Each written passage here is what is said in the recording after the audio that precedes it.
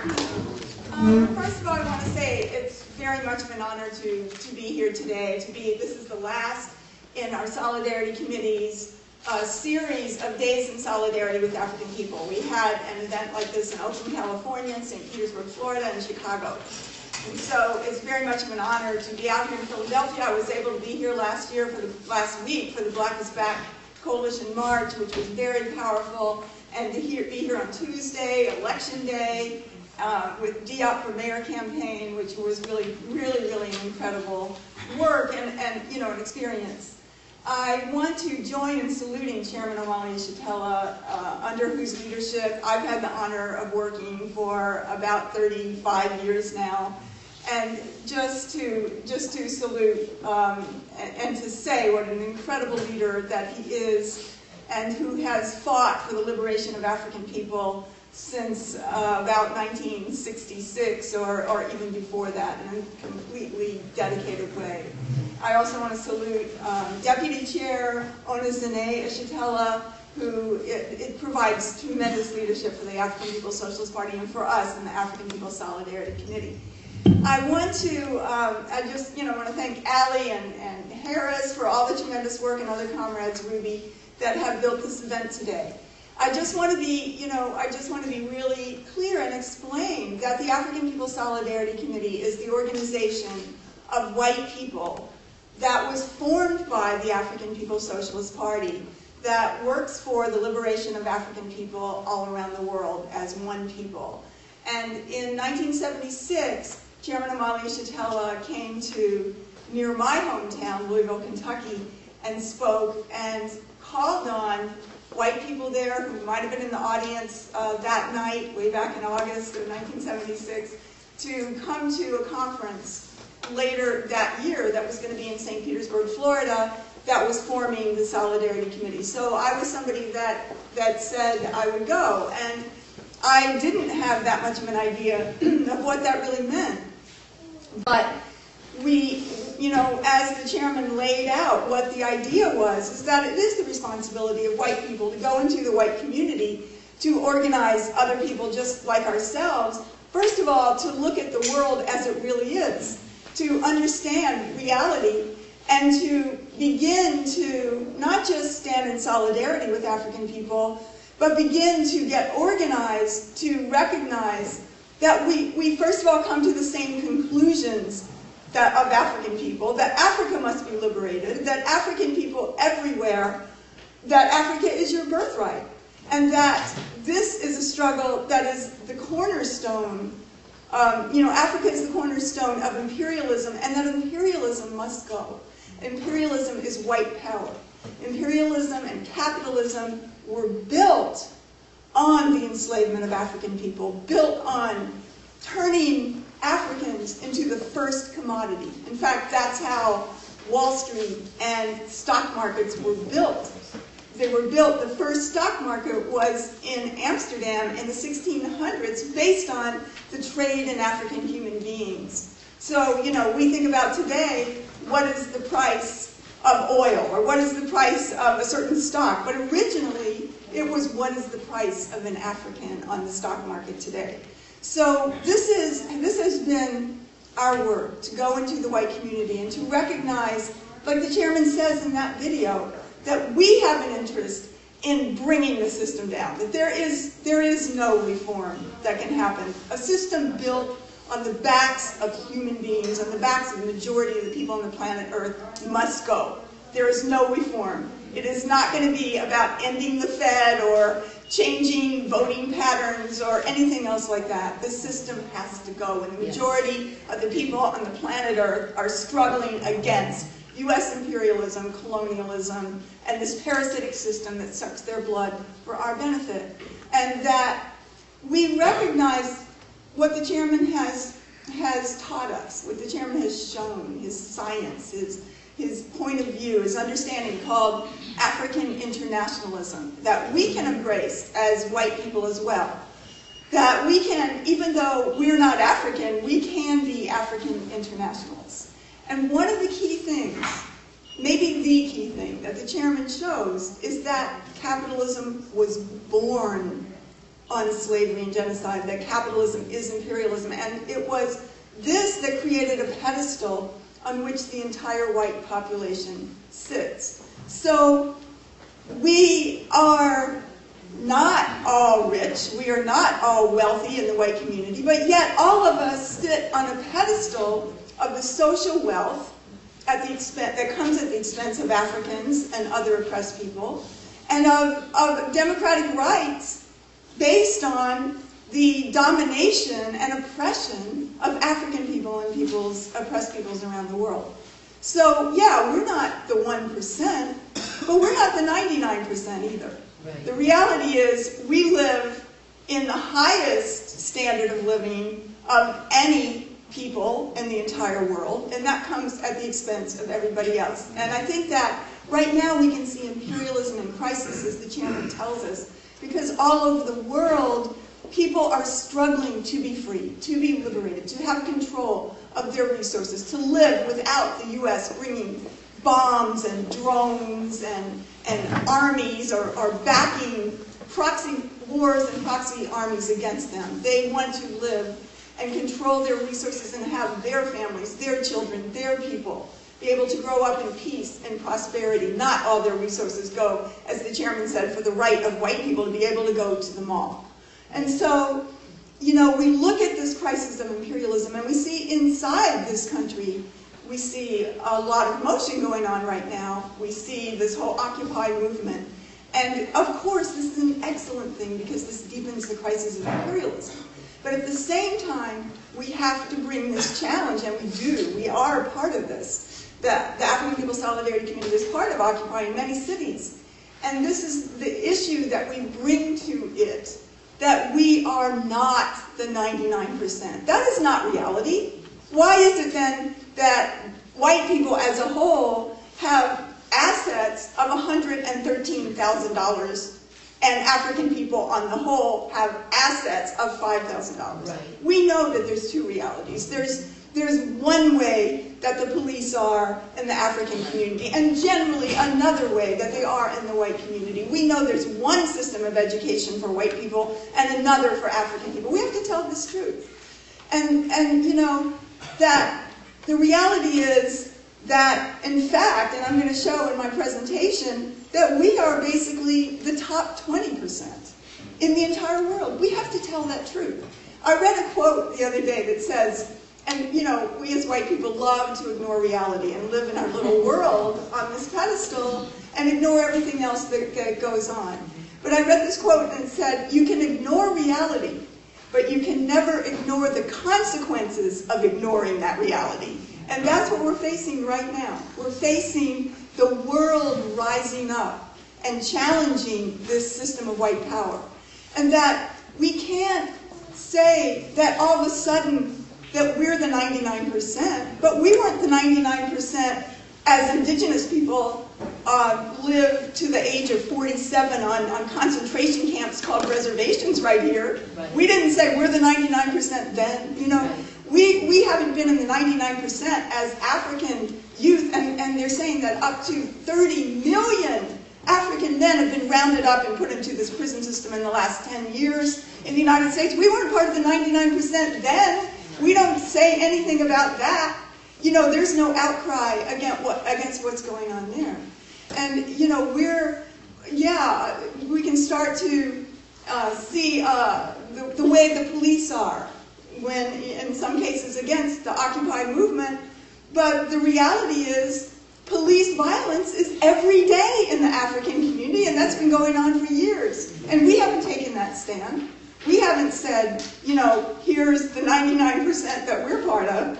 So we have to look at the truth. We have to look at reality. And this movement, the movement of the African People's Socialist Party, the African People's Solidarity Committee, working under the leadership of the African Revolution, gives us, all of us, white people, an opportunity to be part of the 99% in an honest way, in a way that says reparations to African people, that says all the resources that we have are stolen from everybody else around the world, and they have to go back. There's not going to be any peace. There's not going to be the ability of our children to grow up and to be able to live any kind of life in this world as long as any of us would hold on to white power, because white power has to go. And if we don't believe that, if we don't want that, the majority of the people on the planet Earth are fighting against it, so it's going to happen. So I want to show a little bit about this, and again, I want to say that this presentation is based on the understanding of the chairman's political theory, which is called African internationalism. That's the ability to see the world through the eyes of African and oppressed people. And we ask you, from the white community, to begin to do this, to begin to peel away all these layers of expectations, of the worldview that we take for granted, that has us in the center of it, and to be able to begin to open up to what the majority of the people on the planet Earth and African people right here and around the world are asking us to see, and that we can do that. And what we have to get to is, what is the cause? What is the root problem in the crisis, the war, and the resistance that we see all around us? And we see Obama, a Wall Street president, as the chairman says, who is a neo-colonialism. He's up there to carry out the agenda of white power. In fact, if we look at the reality of what he's done, it's far more intense than anything that George W. Bush did in his term. And yet, there's no outcry against that. But Obama has intensified the war agenda. That we see the U.S. and U.S.-backed assault on Libya, just, in the last few months, what they have done, drone bombed, tortured, terrorized, and just to see what the U.S. did to Gaddafi and release it on video, so you could watch it on YouTube, that you could see them using a knife to torture him by sticking a knife into his rectum and then killing him in the most vicious way. This is what the U.S. is. This is what is behind our ability to take for granted a job, a 401k, and a student loan, be able to pay off student loans, or get a house, get a 30-year mortgage, it's not a subprime, get a car, raise our children, go to college. All of these things are what we take for granted, and that's what it takes for it to happen, because that's just one little incident in the last 500 years of U.S. and European imperialism. We see the ongoing assault of the U.S. against the people of Iraq, because it's not over in Iraq. There's how many hundreds of thousands of U.S. contractors, so-called mercenaries there, even incredibly viciously carrying out the war against the people there, and against the U.S. war, what the U.S. is doing to the people of Afghanistan right now. We see occupied Palestine and the struggle that the people of Palestine are making to regain their lives, their land, and their liberation, and that Israel, the colonial state, the settler colony of Israel, has to go. It has to go, and it will go. It is doomed. It is fated. And then we see what the U.S. is doing to the people of Pakistan, and all the wars that the Black is Back Coalition calls the other wars that we don't even talk about. The U.S.-backed proxy war in Congo, where 7 million Africans have been killed, raped, tortured in every possible way. Children, the majority of women and children have been killed there. That is not talked about. And why is that? It's because Congo has the majority of minerals that are needed for industrialization in the entire world. It has 87% of the world's resources of coltan, which is the mineral used in cell phones and computers to conduct electricity. And therefore, the U.S. is there. Apple Computer, Dell Computer, all of them are there to get these resources no matter what it takes, no matter what the human cost is. We see what the U.S.-backed United Nations is doing in Haiti right now, in Somalia, Sudan, Colombia, Venezuela, Africans in the U.S., all over the world, 700 to 800 U.S. military bases around the world. This government and this system is about plunder, it's about war, it's about the domination of entire peoples. And we see inside this country the war against the African community. And we don't talk about that. Because, we see like this city right here in Philadelphia, it has a $1.1 billion a year war budget. That's police, prisons, SWAT teams and courts and everything else needed to carry out this war against the African community. You know, when the people, they called it the Arab Spring, and the people of Egypt rose up against Mubarak and the U.S. domination of the people of Egypt, they were fighting against a $1 billion U.S. military budget in Egypt. Well, that's what it is here, in this city, waged against the African community. And that is a war, pure and simple. That everything that the U.S. is doing in Afghanistan, and it calls that a counterinsurgency, and that's what it is here as well. Everything they do there has been practiced and put into place through their war against the African community right here. All the SWAT teams, the special forces, the special ops, this goes on right here, right side by side with the reality that white people live, where the policemen are the friendly cop who comes to get a cat down from a tree.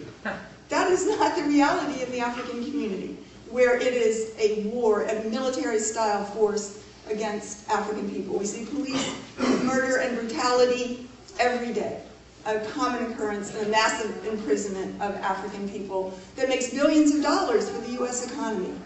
So we can see, again, that capitalism itself was born from the enslavement of African people, from turning African people into a commodity for sale, and from genocide of the indigenous people, the theft of lands, resources, silver, gold, diamonds of African, indigenous, and oppressed peoples around the world, and colonialism. So that everything that we have comes from this plunder of other people. And the chairman asked the question, would there be an America without the enslavement of African people? Would there be an America without the genocide of the indigenous people? He says the answer is no, no, no. There would be no America. America is completely bound together with this reality. There is no separation of that. This is indigenous land. It was stolen from them, and it is still theirs. So this has created the ability for us as white people to have what the chairman calls social wealth. The ability, okay, if we're not rich, we can still get a loan, we can get a student loan, we can get a mortgage, we can have a cousin that can lend us money. We have this money that comes from the people who were the slave masters, keeping those resources from generation to generation. So again, you know, when we talk about the question of the 99%, this is the key issue. The key issue. Yes, we have to struggle against imperialism and the banks, but we have to recognize that we have been the beneficiaries of everything that we're doing. And so to be able to say that, as I have seen in interviews with white people who are part of Occupy, they're saying, well, I am upset because my student loans are too high, or I am upset because I'm not going to be able to get the kind of job that should be afforded to me. That was a quote from an article. No, what we're saying is imperialism has to go, and we say victory to African people and oppressed people all around the world. So this is what the Uhuru Solidarity Movement is about. This is what we are challenging inside of the Occupy movement. This was at Occupy Wall Street in New York. And we recognize that white America is 5% of the world's population, but consumes 50% of the entire world's resources. So that means that we consume the resources of 3.5 billion people in this world. So all over the world, in the Arab countries, in Africa, in Latin America, people are struggling for liberation and freedom from the U.S. and recognize that the U.S. is the real terrorist. And we saw the rebellions in London a couple of months ago where African people were rising up against this Britain whose wealth is built on the British Empire, which dominated about 25 to 30% of the world's population, creating this incredible wealth that they still experience today. And we see African resistance here inside the U.S. as well. And that it is this resistance that has created this economic crisis that the U.S. is facing right now. It's not really just because some derivative or, you know, something, Lehman Brothers collapsed or something like that. It's really because all around the world people were saying, no, you can't just walk in and take our oil anymore. We're going to fight you. You know, you can't just walk in and take our diamonds anymore. You can't just occupy our land because you need strategic bases there anymore. It's not, you can't just snap your fingers and we're going to do that. And so there's resistance everywhere. People, as we're saying, are struggling to be free. Now, if we look around the world, 50% of the world's population lives on $2.50 a day. 80% of the world's population lives on $10 a day or less. That's the reality. So, you know, it's very clear that we are in the top 20% or even higher. Inside this country right now, because of the economic crisis, there's nearly 45 million people on food stamps, 1 in 7 people. Now there's more than 49 million people, almost 50 million people living in poverty, what they define as poverty in the US. And of that, nearly half of them, or 44%, are in deep poverty. They will never be able to, under this system, get out of that situation. But when we look at those statistics that they tell us and that they release every month or so, that we look at the reality that in the African community, 27.4% of the population, almost a third, live in poverty. In the Latino community, 26%, but white people is only 9.9% in poverty.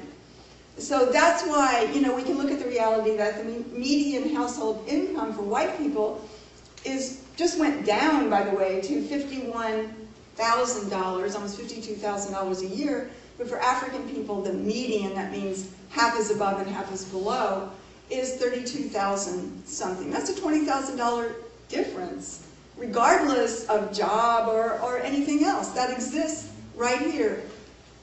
We recognize that the statistic is that 30 African households have negative net worth. They have nothing, except maybe debt. And that the median household wealth of white people is $113,000. That's your car, your house. But for African people, it's $5,000. And that's 20 times greater.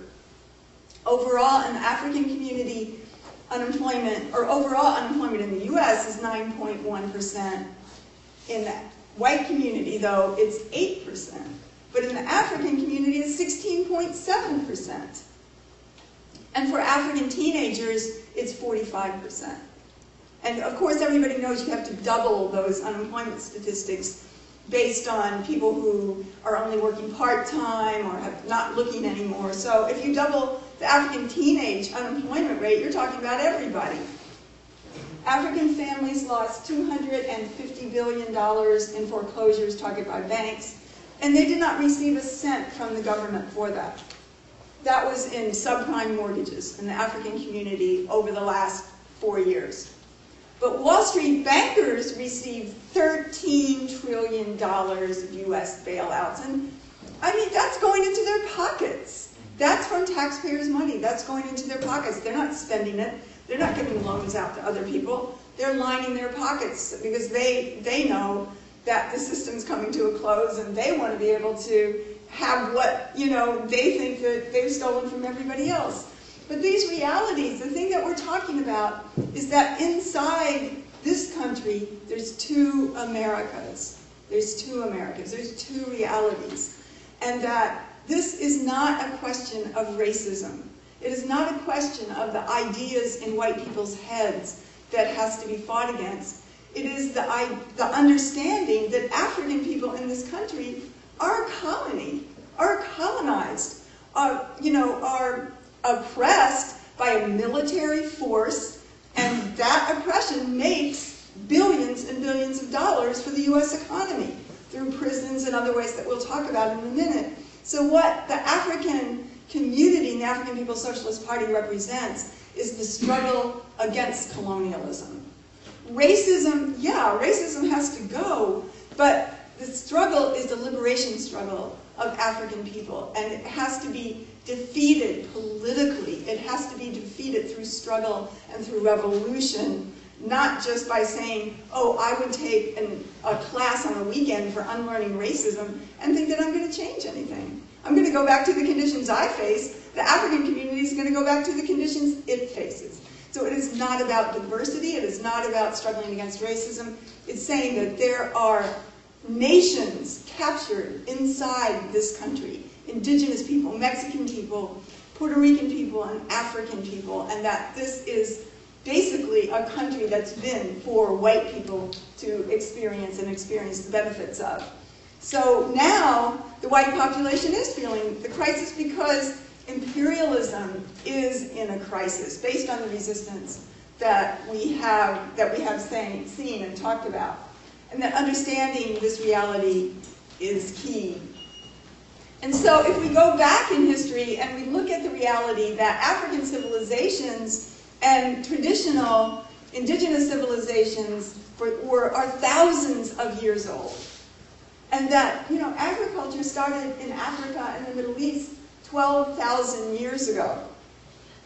And that there was prosperity in a sustainable economy. There wasn't an imperialism that destroyed the ozone layer and the animals and the whales and everything else. That it was a sustainable kind of economy where everybody could share in a prosperity, but it didn't destroy, and it didn't come at the expense of anybody else. And that, there was an understanding of the future, that decisions were based on the effects of 7 generations, as the indigenous people say, that no decision would be made without considering the effects for 7 generations to come. But Europe in the Middle Ages was poor, as the chairman tells us. It was isolated, it was poor, it was disease-ridden by the plague.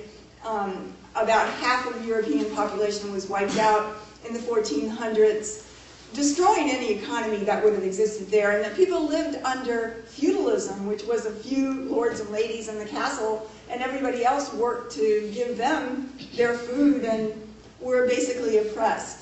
And we know that, imperialism wasn't rich. Europe wasn't rich because Columbus, who was the perpetrator of genocide against the indigenous people and also a traitor in African people, had to go to Queen Isabella of Spain, and she had to hawk her jewels. She had to go to the pawn shop to give him cash to go on these journeys, and they were very clear that they would be about conquering resources and human beings and land to bring back wealth to Spain and Portugal and to Europe.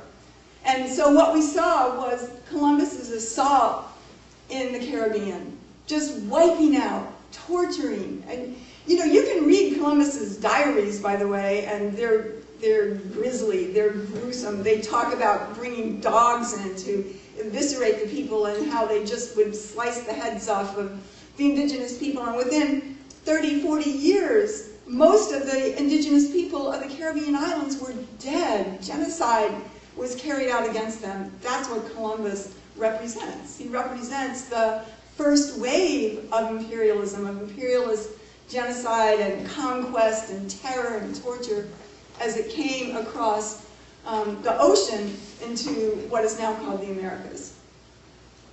And Europe was able to rescue itself through its assault on Africa and the Americas. That's what made Europe begin to be wealthy, was all the gold and silver being plundered from Africa with enslaved labor, being plundered from the Americas, from South America, all the sugar being grown through enslaved Africans, and cotton, and all the different resources. This was the startup capital, as the chairman calls, quoting Marx, the primitive accumulation of capital that created the wealth of imperialism that it knows today, this incredible wealth that it experiences, that African people became Europe's most lucrative commodity.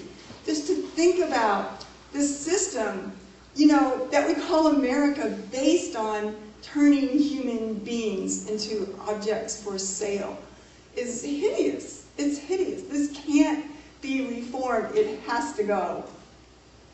That we say North America and South America were built on the genocide and stolen land of indigenous people, and that African enslavement is the foundation of U.S. wealth and power. We have a book that we did from the Solidarity Committee based on the chairman's understanding called Overturning the Culture of Violence, and we tried to document all the ways that the U.S. economy is built on slavery. It's built on genocide. And there really isn't any way that it's not. Everything goes back to that. That's why when the movement for reparations to African people, that the Uhuru movement has been so key in building, started exposing this, that universities and insurance companies and banks and everything that exists goes back to the system of enslaving African people. That's where the wealth, the foundation of the wealth of African people came from. And this is what gave opportunity for prosperity for white people who were poor in Europe, Eastern Europe, or any part of Europe, to come over to the US and for the first time in history, get a job, buy a house, have a car, send their kids to college, go up the ladder of success. But that ladder of success was on the backs of African people. It was on the backs of indigenous people. And that's why we see this reality. Why would white workers, and this was incredibly common, there were at least 10,000 organized what they call lynchings, which it was really terrorism, torture of African people, by white working people. But why would white working people's enemy be Africans? It was their bosses who were exploiting them, but they're not fighting against them, because this is a way that white people are saying, we're white. And we're making that really clear, that we get the jobs, we get the property, we get the benefits of this land. You know, we sit on this pedestal and we're going to stay there, and what we want is more. We want more from what imperialism is exploiting at the expense of everybody else. This is terrorism in the most vicious, hideous way. This is part of our culture. And we have to take responsibility for that. You know, when we talk about the good old days, this is the good old days. And it didn't just happen in the South. It went on here in Philadelphia. Yeah. Read your history. There were plenty of white mobs here that burned down the buildings where Africans were speaking and killed Africans who were struggling for freedom, right here on South Street and other places where struggle was going on 100, 150 years ago. More than that, you know, almost 200 years ago. And this happened in New York. It happened out west. It happened in the Midwest. It happened in the North. There were the terrorism against African people.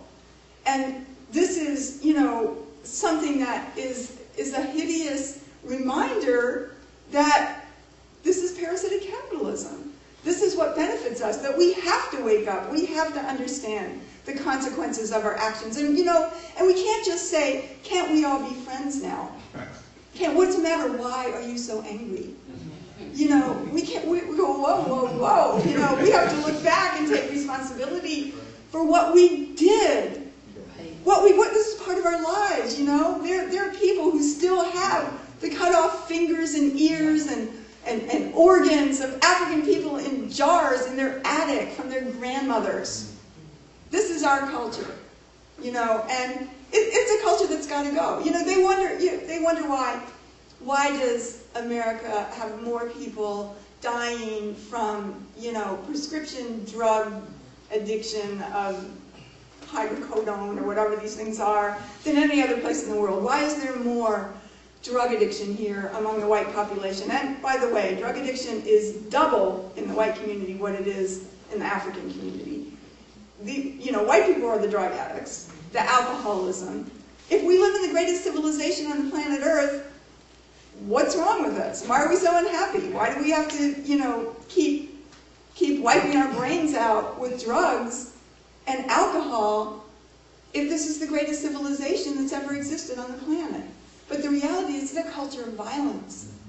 It's a hideous culture that everything, if once we start to look at the reality, it is very profound. Because we can see, oh, that computer, how many people died, how many women were raped by US-backed forces so I can be online, you know.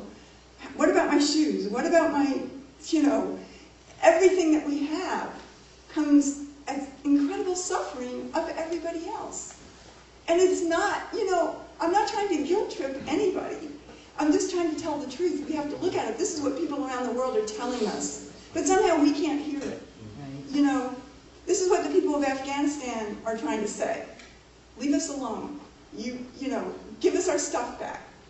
Go back to Europe, you know, and just don't talk to anybody else ever again. I mean, it's, you know, this is the reality that we have to come to terms with, that we have to look at, that we are responsible for the dying babies in Africa that you see pictures of. That, oh, we're supposed to feel, oh, we're so sorry about that. What do you mean we're so sorry? We're eating their food. You know, all the people in the Horn of Africa, there's plenty of food there, but it's being shipped to Europe and America based on what the IMF and the World Bank forced them to do. So if we, you know, we're not talking about charity. We're talking about that this system has to go. And that people around the world, including African people here and everywhere, all they want is their freedom. All they want is their culture. All they want is their children to grow up and be healthy and have a future that contributes to their society. And to have the resources that are theirs and their land to be able to do it. So what is our relationship to that? To say that we're the 99%? No way. You know, it's to say that we recognize the system has to go. We benefited from it. We participated in it. We're complicit with it. But that we stand in solidarity with African people. Whatever it takes, we have to go into the belly of the monster and you know, take this thing down brick by brick on the inside. We don't want to be there once we realize what imperialism is about, but that's our job.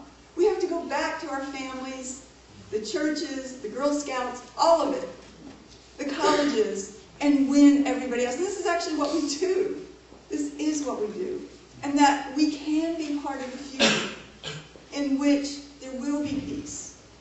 There will be the ability of all human beings to eat, to have housing, to have clothing, to have a beautiful culture and in a relationship with each other. But we can't skip over the steps. That we have to take responsibility for that. That we have to pay reparations.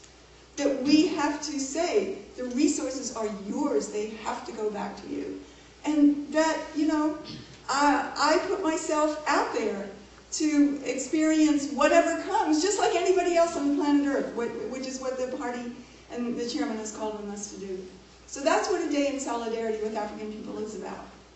It's saying that we recognize that everything that we have is stolen from African people and other oppressed people, and that it has to go back, and that reparations must be paid. And that we recognize that inside this country, it's been the struggle of African people who have opened the door for justice for everybody.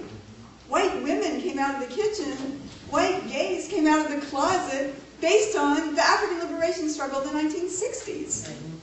You know, there was the McCarthy era. Well, who destroyed that? Who overturned that? Not the white left, they burned their books. They went underground and hid. It was Rosa Parks, it was SNCC. It was the Student Nonviolent Coordinating Committee. It was African people on the streets, children and women and men, who fought against U.S. terror in the South at that time, and it moved to a liberation struggle all over this country. That liberated all of us and human beings around the world, and we recognize that. And this is our day in solidarity with African people, because white power, I don't want it. It's hideous. It makes you sick. You know, it destroys everything living. That we want life. We want life for our children. We want a future for our children, but we want it based on justice. That's the only way. We want peace on this planet. And that means standing in solidarity with African and oppressed peoples.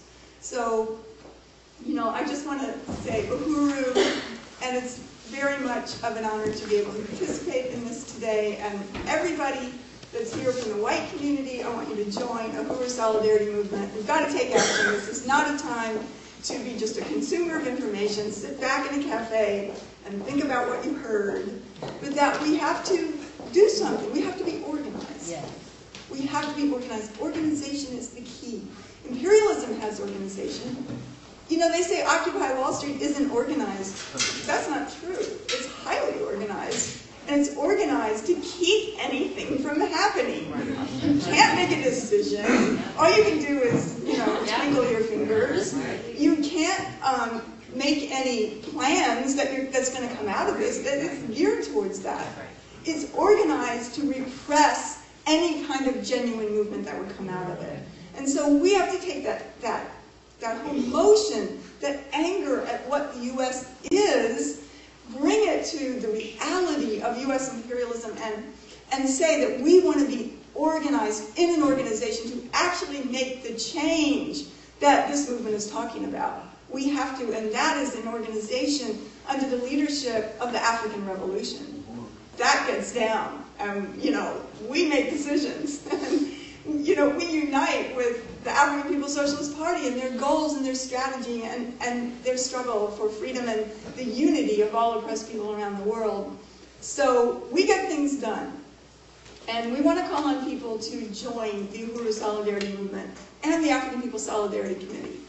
This is an incredible experience that enables us to end our isolation from the majority of the population of the world, to end our relationship as the beneficiaries of everybody else's suffering, and to be able to have a principled relationship with African and other peoples around the world. An exuberant experience that enables us to know that we can be part of a positive future, the only future that this planet's going to have. I want to see black power. That's justice. That's humanity. I want to see white power wiped off the face of the earth. We had it for 500 years now. Look what we did. We messed it up pretty bad.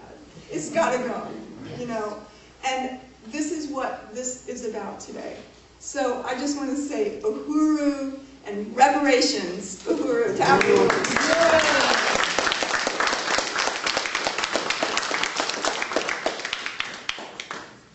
Uhuru. Let's hear it again for Penny Hess.